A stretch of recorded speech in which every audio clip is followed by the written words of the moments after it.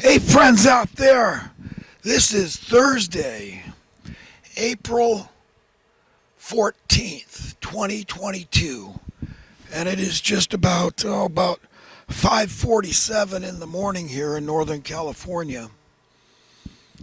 And I'll talk about a few things today as usual. You know, one thing that I have made a decision to do, or to do as best as I possibly can, is to be no man's enemy.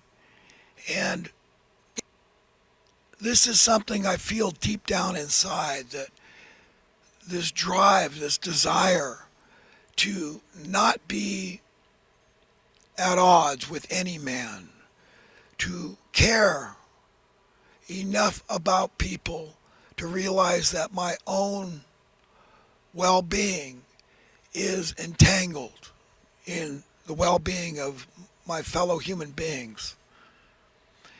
And these things I learned from the teachings of Christ, which of course you can find in the New Testament. And, it's just so important to me to wake up each day and have a clear slate. And the only way I can do that is tapping into that power of a pure heart. And some would call that holiness. And it's not dissimilar to holiness. And there's nothing religious per se about what I'm saying.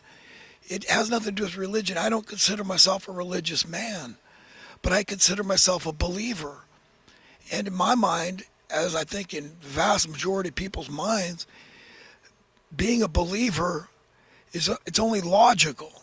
It just makes sense. It's like there's just too much wonderment and it never ends. The miraculous nature of existence and all that this planet contains and all that the universe contains. It's just too magnificent to believe it all happened per chance. It's just that's beyond bizarre. Okay, that's preposterous writ large in my mind. And that's why I find it so objectionable when people, seemingly intelligent, sentient human beings, my equals, those that are equally beloved by the God that I serve, they choose to not believe in God, and it hurts me. And like so many believers, you can't help but feel it's an affront. It's like, well, you're calling me stupid. Basically, if you believe in an almighty creator God that laid out the universe and everything contained therein, that gave us our lives, because none of us created ourselves. We don't know how to create ourselves. We say, yeah, well, our parents did it. Well, listen, friends, your parents did no more than what insects and dogs and cats and monkeys do. Okay. See, that's another thing that's so bizarre about not believing in God and creation. It's absurd. Well, what need would there be for gender? I mean, it's so glaringly obvious to believers who have been believers since they were little kids, just based on logic. And you say, of course there's a God. So the next question is, what is the nature of this God? What does this God want from me? What's this all about? And then we think about ourselves and the things we enjoy and how we like to recreate or play and have fun, right? We all like to have fun and do stuff we enjoy doing. Duh. Well, that helps you understand largely why God did everything. Hey, it's something to do. It's entertaining, at least. Making the dinosaurs and making all the flora and fauna, and then human beings, these creatures in the very nature of God, the image of God, with this virtually, essentially unlimited potential to be godlike and to have that power, because God is a generous God. But there's only one path to that, and it's through understanding the very heart and mind of God, the very personality of God. And it's just saying, well, yeah, well, that makes perfect sense. I mean, just take the best set of parents you can imagine and magnify them by infinity. There's absolutely nothing bad about God. Nothing God ever does is wrong.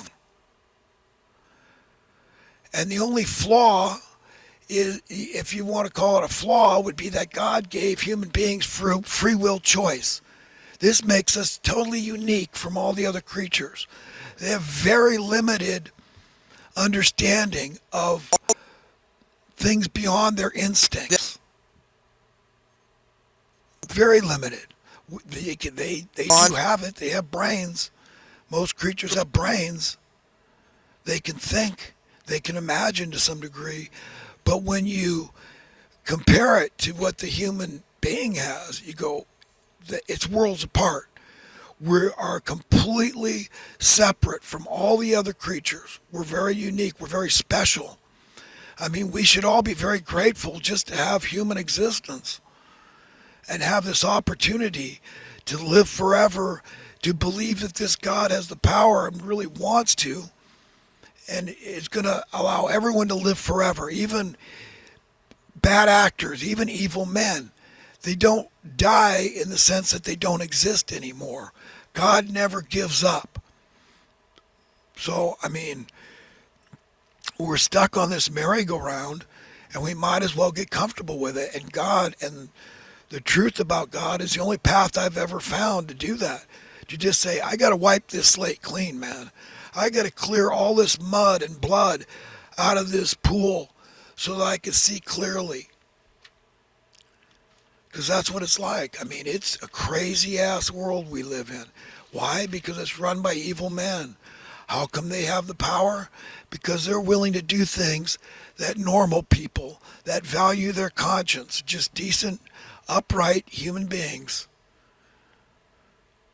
is a normal person that's gravitating toward that decent human nature that we can all tap into, and says, hey, you know what, man? This place is a bizarro world, okay? I want to live in a world where there is no unnecessary human suffering. I don't like suffering at all. I don't like animal suffering. I don't like natural disasters. But when I see suffering imposed on people unnaturally, artificially, unnecessarily, it makes me cuckoo. Like any normal person, it makes you're not content. You're like, I'm not okay with watching a fellow human being suffer unnecessarily. So believe me, friends, I get that entirely. It bugs the living you-know-what out of me. And all we can do is turn to God for some remedy, some peace, so to understand what is God's will. Why is this happening? Because we have that free will, okay? And we don't always use it wisely.